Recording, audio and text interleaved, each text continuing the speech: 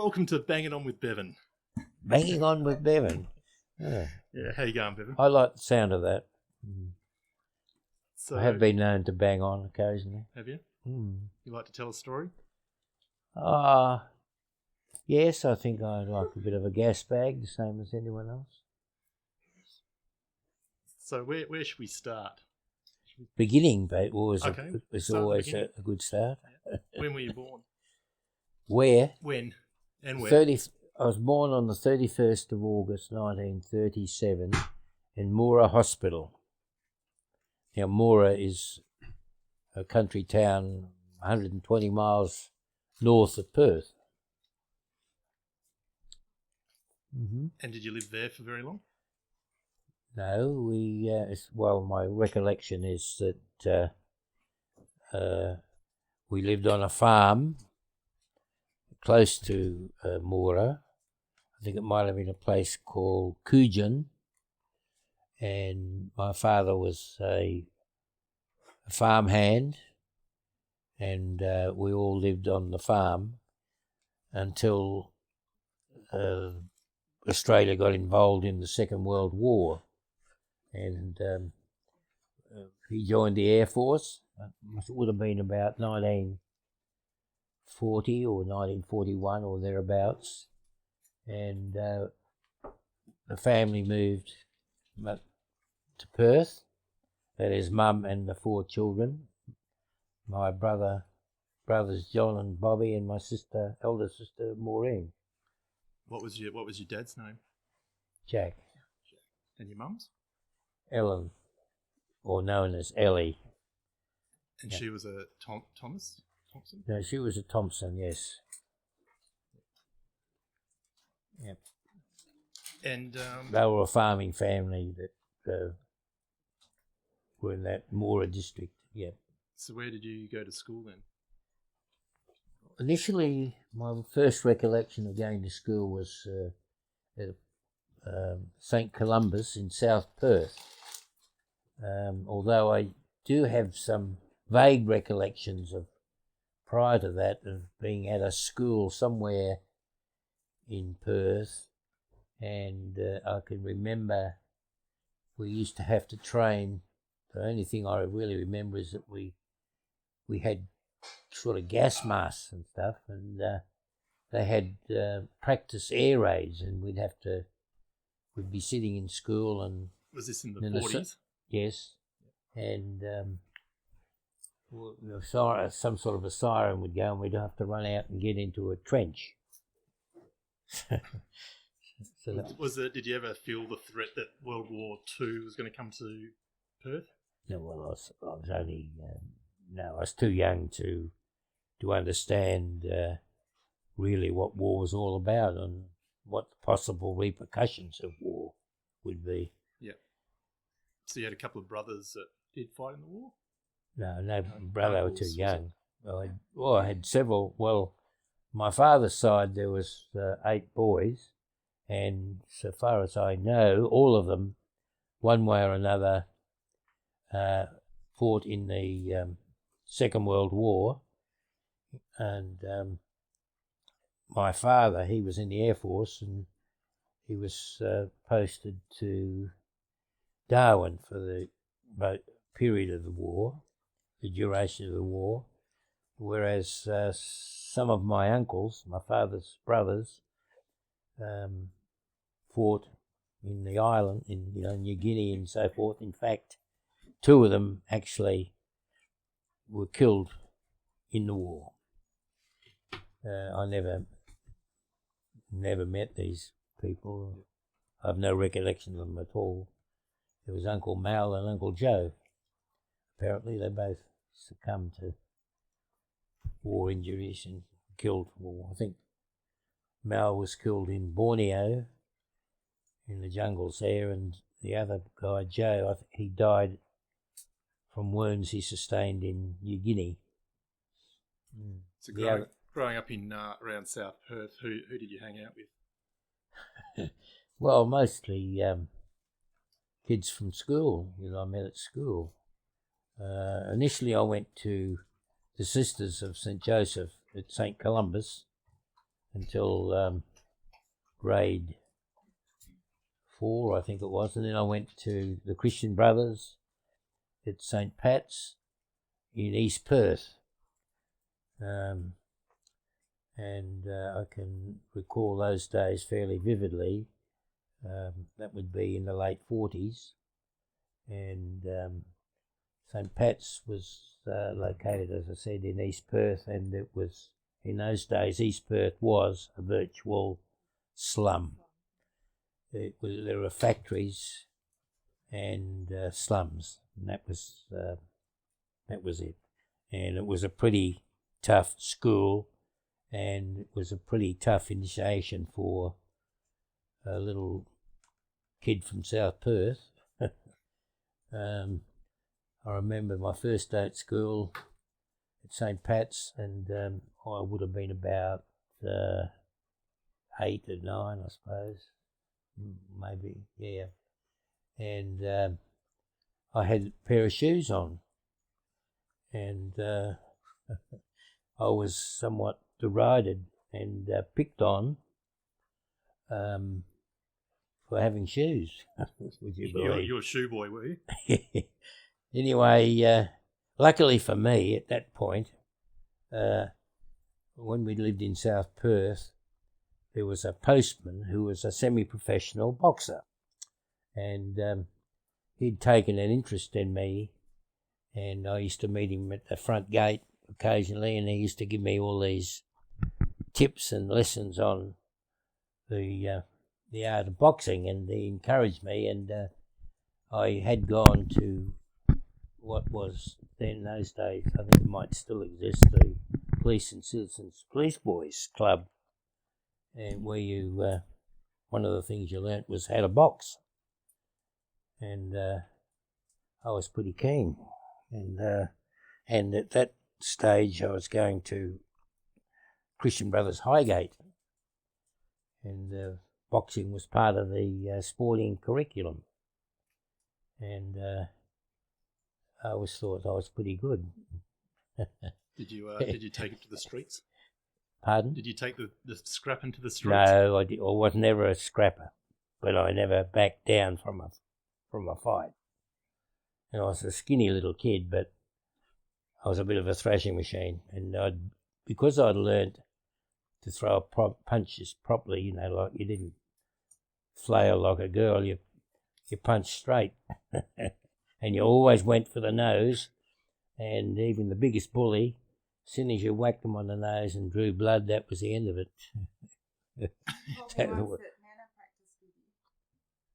Well, no, that was later in life when I did some jiu-jitsu and stuff. Oh. I used to, poor old mum, I'd practice all these holes on her, on the lounge room floor. You pinned her down. Yeah. Yeah. Anyway, my enthusiasm for boxing diminished because I was going to the Police and Citizens Boys Club, and I was pretty good apparently, and they put me in the pretty bad misjudgment on the management part. They put me in the ring with this Aboriginal kid who was about several years older than me and a hell of a lot bigger, and he beat the shit out of me. And I lost a fair bit of enthusiasm for boxing after that, thank God, and concentrated on other sporting activities. A bit like footy. Yeah, footy, cricket, tennis, gymnastics, you name it. Tennis. Yeah, I was into everything at school. Have you had many nicknames in your life? Well, you wouldn't think. I'm a bit. Yeah. Well, I have one, and that was later in life, and probably my nickname was Tubby. Tubby. I think that might be a result of the fact that I discovered that I like beer, and maybe I had a little bit of a pot, who knows. What do your friends now call you? Is it just Bevan or Burnsy or? But mainly Burnsy. Yeah. Mainly Burnsy, yeah. No, Tubby's long gone, thank God. You've told the boys stories about the market gardens over on South Perth on numerous occasions. Well, yes, these were when we lived in South Perth. Of course, it was in the late 40s and early 50s, and it was a lot different to what it is now. Of course, we had the Swan River foreshore down in South Perth where Coode Street and Main Street jetties are, and that was largely Chinese gardens, market gardens, and there was a lot of vegetation, bamboos and stuff. And we used to get up to a fair bit of mischief, and the Chinese that lived there were sort of foreign to us and quite, sort of mysterious, if you like, and of course we used to like some of their produce, like watermelon and stuff, and we used to do little raids on their crop and pinch stuff. And I remember once that we were down there with a few mates. Peter McGrath, I think, was one. Who else was there? Could have been my younger brother, I'm not sure, but we were sitting on the edge of the river amongst all the bamboos and stuff, enjoying some rockmelon and stuff, and all of a sudden this little voice come out of the bamboos, and there was this little Chinaman with a little shotgun. I think they called him a 410. So they used to shoot birds, I think, with him, and I remember him yelling out, "You pinch my sugar cane," and we took off, of course, and he fired, and I said, "Blam, blam," with this bloody shotgun, and of course we went in the river and swim away, and he wouldn't get us there, and I remember one of the kids got a pellet in the backside, I think. I mean, if you'd done that today, you'd be finished up in jail, wouldn't you? But there were no repercussions. Yeah. But we used to set traps for the Chinamen too. There were paths and that through this, what we used to call the jungle, all the bamboo and stuff, where they used to go from one place to another, and we used to dig holes and then cover it over, and with grass on top, and then hide in the bushes. The Chinaman would come along and he'd fall ass over head into the hole. And little tricks like that. Yes, you would say now you'd be a delinquent, I suppose, but that was quite common sort of behaviour. And then all around the South Perth area where Curtin University and all around there was all pine forests, and we used to spend a lot of time in there, getting up to all sorts of tricks, but not anything serious, no. If our mothers had found out, it would have been serious, I'm sure. What would your mum have done? Well, she probably would have given us a stern warning and perhaps a whack on the bum. I don't know. Probably, I don't know, grounded or whatever. Well, nothing too harsh. Strict, Mum? Yes and no. Yes, she was. Of course, most parents were a lot stricter then in those days than they are now. Kids have it very easy in my book. Well, I mean, you didn't spend much time at home. I mean, you were at school and then you at home, and then weekends and holidays and that, you'd say off you'd go with a sandwich, and that would be the last your mum would see of you until tea time. You'd be in the pine forest or down at by the river, annoying the Chinaman. And various other pursuits, or playing sport, of course, which was always a pastime, kicking a footy or having a game of cricket or something, or tennis. Who all did you play footy for? Pardon? Who did you play footy for? Well, we only at school. There were junior football clubs around, but I don't know whether we weren't allowed to play, say, for the South Perth Juniors or anything like that, because we played at school. And I don't think I didn't play any football until I was about 17, I think. Really finished school. And that was in what they call the Metropolitan Juniors, which was a pretty strong junior competition. Produced many, many league footballers, including myself.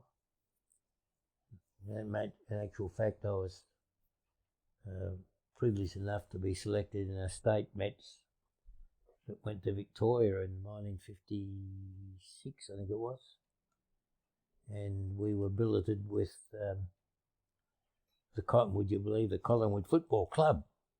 And I can remember some of I stayed with the president of Collingwood at the time, a bloke called Gordon Carlisle, and they were very good to us. Of course, they had an ulterior motive, because a few of the blokes that played Metropolitan Junior football in WA finished up playing at Collingwood. Ray Geberlich was one who I can think of. And so you would have been about 19 at this stage? Yeah, about 18, 19, yes. Yep. Would you have got up to any mischief in Melbourne at that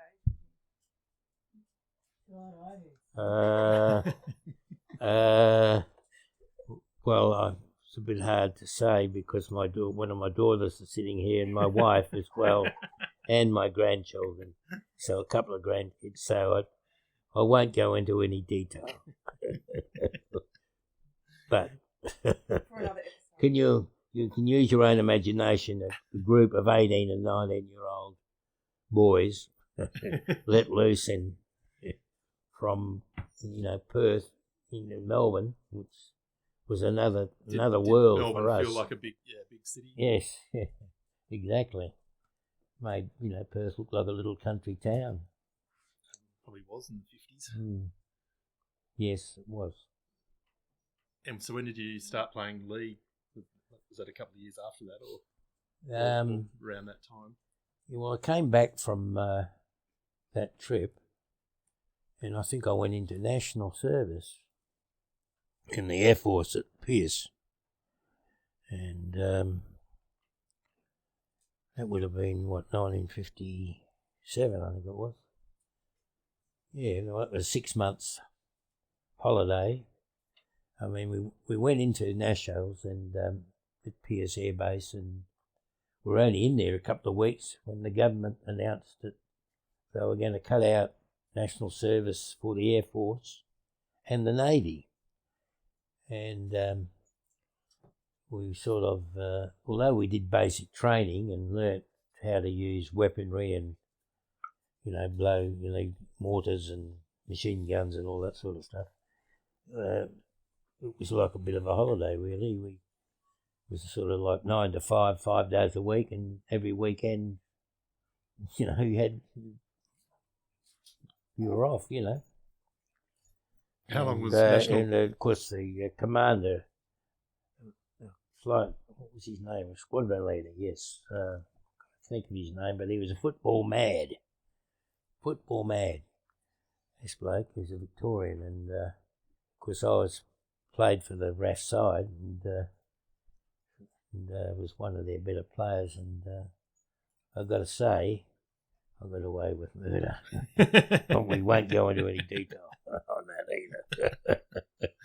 either. And, yes, we'll have to come back where it's just you and me, Bevan, in a couple of beers or something. Yes, well, yeah. Strangely enough, Squadron Leader Patterson, that was his name, and he was a relatively young man, I suppose, to be a squadron leader, but he finished up, he was a league umpire in Perth when I played, and I played a few games, which he umpired, which was I found rather strange. Yes, sir. I kept saying yes, sir, to the umpire, which is a bit strange. Did everyone have to do national service? Pretty well. If you passed the medical, you got to a certain age and you went for a medical, and if you had nothing sort of wrong with you, you went into the Army, the Air Force, or the Navy. For how long? A couple of years? 6 months. 6 months. 6 months. And did you say they stopped that, just after you started or something? Yes. They cut out the Air Force and the Navy, but the Army continued on. National Service and the Army continued on for some years after that. Yeah. I'm not quite sure how many years, but that was 1957, yes. Okay. Didn't do us any harm. Actually, it did you a lot of good, you know. But I was going to say probably kept you out of trouble, but then... Well, no, I found plenty of trouble in the Air Force, so I must say I can recall being hauled up before the commanding officer, who was this football fanatic, I might add. And I could still remember one time he said, "Burn, ACR Burn, aircraft recruit Burn, you were found lurking here and lurking outside the WAF quarters and lurking outside there." The WAF. Oh. The Women's Royal Australia. Yes, now that my wife's not here, I do remember I used to volunteer for guard duty, and it coincided with the the duty of a little red-headed RAF corporal who was the telephonist at the guardhouse.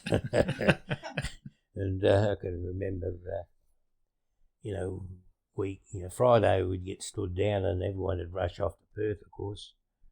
But a lot of weekends I didn't. I volunteered for guard duty, and my mates in there couldn't work it out. They thought I was mad. Yes. We won't go into any more detail. We'll just let our imaginations run with that one. Yes. So you stayed up in Pearce all that time? Yep. Yep. Oh, we used to bivouac out in the bush and that. Yeah. Did you actually, being Air Force, were you going up in planes and stuff? Or? We never got near a plane. We were aerodrome defence. Oh, okay. So we were the RAF, or Air Force equivalent of infantry, I suppose. It would be our job to defend, airports and Air Force installations, Yeah. Same as just an ordinary soldier, but different uniform. That's all. And so when did you start playing for East Perth? 58.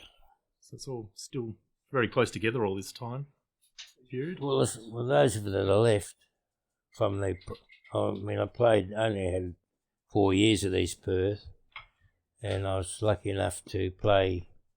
First couple of years I played just about every game, I think 40 odd games, and we had 2 premierships, so that was but then I had a succession of injuries in the next 2 years, and I only played a handful of games, and I finished up sort of giving it away for a year, and then I played a year of Sunday League and a year coaching in the bush at a place called Wildcatcham, and then at that stage I graduated as an accountant and took up my career in Melbourne in accounting, insolvency accounting as it was.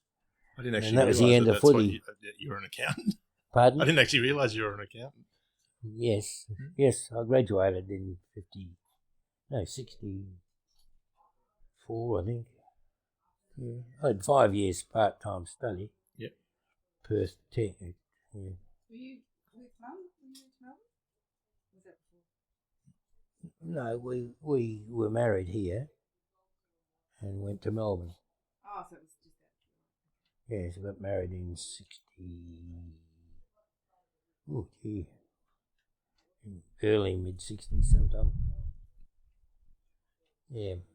How long were you? And then I went to Melbourne and were there for until 1969, late 69, and I secured a job in Canberra in the public service, and we moved to Canberra, and I was there in Canberra for about 5 years, and I had a few promotions there in the public service, and A few babies. and a few family, a bit of where we started. Were all the family. kids born in Canberra? No.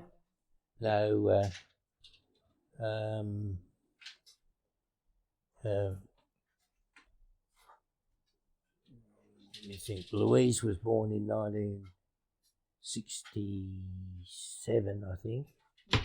Stephen was born in 1968, and we were still in Melbourne.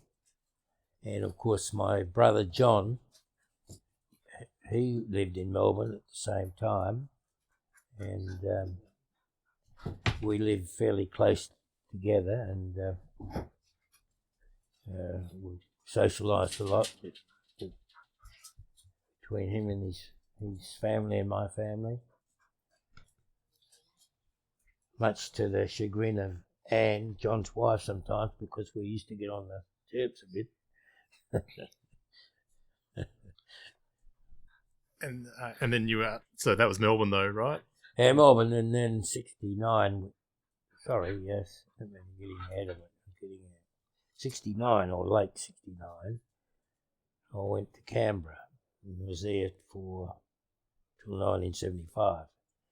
And I tell you, I couldn't get out of the place quick enough. Although, I suppose you could say I had a successful career in the public service, because I got a couple of promotions and was pretty high up, I suppose, in terms of grading, public service hierarchy, I suppose. But I found Canberra to be too many public servants, It was a public service town, and really, I didn't really enjoy it that much.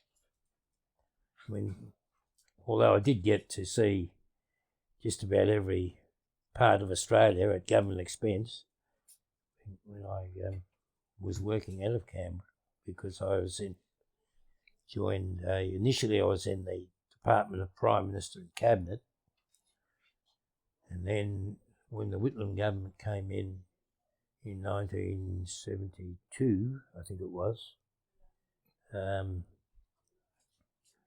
they took the responsibility for Aboriginal affairs, and they established what they called an office. An Office of Aboriginal Affairs had been established under the Liberal government, under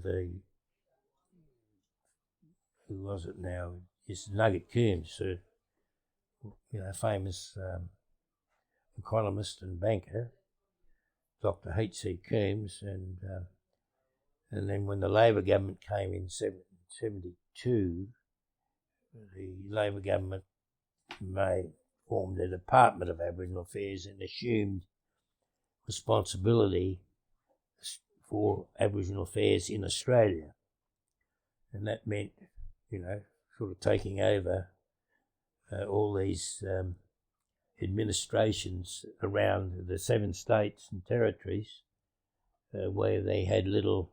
It was quite interesting, really. Aboriginal affairs was administered in each state under their own state departments and regulations, and they had different fiefdoms, and oh God, it was pretty shocking, really. Some of the administrations and how they treated Aboriginal people, or had been treating them over the years. I mean, you had probably the worst of all was a bloke called Harry Geezy in the Northern Territory, and he was God, He was God. And then you had a bloke in West Australia called, what's his name now? I can't remember, but they were both like gods, and they had their own little kingdom over where they dominated, Aboriginal people at will. And there was all sorts of different policies and applied to Aboriginal people, which today people would be horrified to know about. And they wonder why, Aboriginal people lived in the conditions and had the status and that they had. It was pretty depressing, really, because I had in my early days, I had contact with Aboriginal people. In fact, one of my best mates at St. Pat's School back in the old days was an Aboriginal kid who lived in a slum, the slums of East Perth, and I can always remember, I'm diverting here a bit, I thought that, I knew that my own family, with mum bringing up 4 kids all by herself, virtually, it's hard times, and we were poor, there's no question of that, disadvantaged, but it was a salutary lesson for me when so I got friendly with this kid, and his name was Lyle Ninyet, and Lyle invited me to his house in East Perth, and we went down this laneway, I can still see it, and into this one room where a family of 6 lived, and my God, I came away from there thinking how lucky I was. Was that bad? So I didn't worry about the arse hanging out of my pants after that. Obviously, it had a bit of an effect on you. It was a statutory, yes. It was a statutory lesson for me, at that stage. And of course, then as I grew up, I played footy with some very famous Aboriginal footballers, Polly Farmer, Ted Kilmurray, Jack Hunt. A couple of those guys are legends, Sandover medalists, and so I've had, contact with Aboriginal people over the years, and of course the years that I spent working closely with them in later years were quite rewarding for me. I mean, I spent many years when I went to Geraldton working in the Murchison Gascoyne area, places like Carnarvon, Walloona and Mount Magnet and Meekatharra and all these places, and it was quite rewarding for me. And what were you actually doing? Well, we were funding. Basically, we weren't a welfare. I mean, that was in the old days. Most of the Aboriginal departments were in state administrations. They called themselves welfare, inverted commas, exclamation mark, responsible for, the welfare of Aboriginal people, and quite in many cases that was quite the reverse. I mean, as I indicated earlier, they were run like fiefdoms, but when the Commonwealth took over, responsibility for health and welfare and all that was handed over to the responsible departments, And our role in Aboriginal affairs was more of coordinating and, if you like, keeping people honest in the administrations of these departments, that they were, in fact, providing the normal services that they provided to the rest of the community to Aboriginal people. You can imagine that there was some adjustments to be made in some rocky periods where, you know, when you had to sort of re-educate or try and re-educate what had been or were state administrations, you know. And we were a Commonwealth body that had an overall responsibility, and we had some administrative control over these other departments. And you know, when we were appointed into the regions, we were usually the most senior public, would you believe, the most senior public servant in the area. So people were obliged to cooperate, and you know, you had some say over you know, what in their approach to dealing with our Aboriginal people. I could go on for hours, but I won't. So you found that pretty rewarding? I did. I found it quite rewarding, and of course, I must say, you know, living in a place called Geraldton, where I brought up my children were brought up, you were a bit of a social pariah, really, in some ways, because you know, fancy working with Aboriginal people closely. What sort of you know, I think I was a gin jockey, and God knows what else I wasn't. You know, you know, it was quite disgusting, really, and made you feel quite. I mean, not everyone was like that, but there was quite an element of, you know, of it within the communities. But I didn't worry me all that much. You know, I like to think that in those days, I was a pretty strong personality and a character, and was able to, you know, get through it all. Although not quite successfully in the end, but we won't go into that. Okay. That's another story. Well, we might wrap this up here for the moment. And I could rave on for hours. Episode 1. If you'd like to do it again, I'd be more than happy to. Well, I hope it made some sense. Yeah, that's good. Hey?